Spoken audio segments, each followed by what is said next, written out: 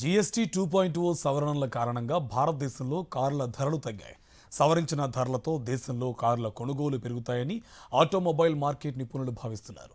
తగ్గిన జీఎస్టీకి పండుగ సీజన్ కూడా యాడ్ అవడంతో ఈసారి కార్ల అమ్మకాలు సరికొత్త రికార్డులు సృష్టిస్తాయని అంచనా వేస్తున్నారు. కారు కొనుక్కోవాలంటే ఇంతకు మించిన మంచి అవకాశం మళ్లీ రాదంటున్నారు. చాలా మందికి కారు కొనుక్కోవాలనేది ఓ కల. ఆ కలను నెరవేర్చుకునే టైం ఇప్పుడు వచ్చింది. ఆగస్టు 15న ప్రధాని మోదీ ప్రకటించినట్టుగానే జీఎస్టీని తగ్గిస్తూ కేంద్రం నిర్ణయం తీసుకుంది. జీఎస్టీ తగ్గింపు తాజాగా అమల్లోకి వచ్చింది. దీంతో అన్ని కార్ల రేట్లు తగ్గాయి.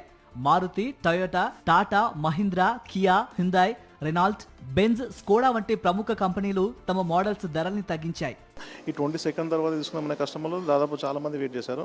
మనం కంపేర్ టు లాస్ట్ ఇయర్ చూస్తే ఈ ఇయర్ ఫస్ట్ నుండి 22 వరకు చాలా మంది కస్టమర్లు వెయిట్ చేసి మరి 22 తర్వాత మనం వెహికల్ తీసుకుందాం, ఎంత తగ్గుతుంది, ఏ వెహికల్ పైన తీసుకోవచ్చు, ఏ వెహికల్ మనం ప్లాన్ చేసుకోవచ్చు అని చాలా మంది చూశారు. కస్టమర్ ఫ్లో పెరిగింది. ఆఫ్టర్ 22 తర్వాత బుకింగ్స్ పెరుగుతున్నాయి. సో వీఆర్ ఎక్స్పెక్టింగ్ 22 తర్వాత మా బుకింగ్స్ పెరిగినాయి, ఇంకా వస్తుందని ఎక్స్పెక్ట్ చేస్తున్నాం. కోవిడ్-19 సంక్షోభం తర్వాత ఆటోమొబైల్ పరిశ్రమ తీవ్ర ఇబ్బందులు ఎదుర్కొంది. ఈ పరిస్థితి నుంచి బయటపడేందుకు కేంద్ర ప్రభుత్వం జీఎస్టీ 2.0 పేరుతో కీలక సంస్కరణలు ప్రకటించింది.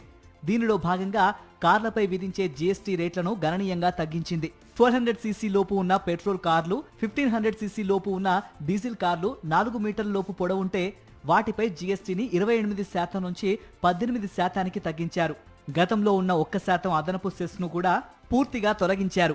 కొన్ని ఎస్యూవీలు, లగ్జరీ కార్లపై గతంలో 43% నుంచి 50% వరకు ఉన్న పన్నును ఇప్పుడు 40% తగ్గించారు. 12 and above సీసీ వెహికల్స్లో సెస్ ఉండేదండి. ఇప్పుడు క్రెటా వెహికల్ ఉంది. క్రెటా వెహికల్లో 28% జీఎస్టీ ప్లస్ 17% సెస్ ఉండేది. ఆ 17% సెస్ టోటలీ జీరో చేసేసి జీఎస్టీనే 40% తీసుకెళ్ళిపోయారు. అంటే 28 ఉన్నది 40 అయింది. ఇంతకుముందు ఎస్జిఎస్టీ 14%, సిజిఎస్టీ 14% ఉన్నది. ఇప్పుడు ఏంటంటే ఎస్జిఎస్టీ 20% అవుతుంది, సిజిఎస్టీ 20% అవుతుంది. కానీ సెస్ టోటలీ జీరో చేసేసారు. దానివల్ల కస్టమర్కి ఓ 3% బెనిఫిట్ అవుతుంది క్రెటాలో. కార్ల తయారీలో వాడే విడి భాగాలపై జీఎస్టీ తగ్గింది. దీంతో కార్ల ఎక్స్ షోరూమ్ ధరలు తగ్గాయి. వీటితో పాటు ఇన్సూరెన్స్, లైఫ్ ట్యాక్స్లపై కూడా జీఎస్టీలు తగ్గడంతో ఆన్ రోడ్ ధరలో భారీ తగ్గుదల కనిపిస్తోంది. Maruti Suzuki Alto K10 model 40,000 నుంచి 1,29,000 వరకు, Mahindra XUV 3XO, Scorpio N models పై 1,40,000 నుంచి 1,56,000 రూపాయల వరకు తగ్గింపు ఉంది.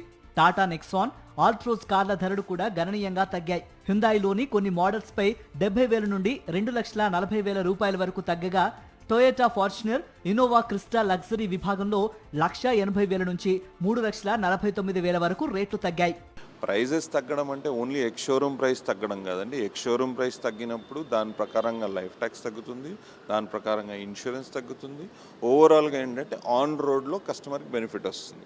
ఎక్స్ షోరూంలో ఫర్ సపోజ్ 70,000 రూపీస్ బెనిఫిట్ వచ్చింది అనుకుంటే ఆన్ రోడ్లో కస్టమర్కి ఇంకో 14-15% బెనిఫిట్ ఎక్స్ట్రా వస్తుంది. అంటే ఆల్మోస్ట్ ఒక 80,000-85,000 వరకు బెనిఫిట్ వస్తుంది ఆన్ రోడ్లో.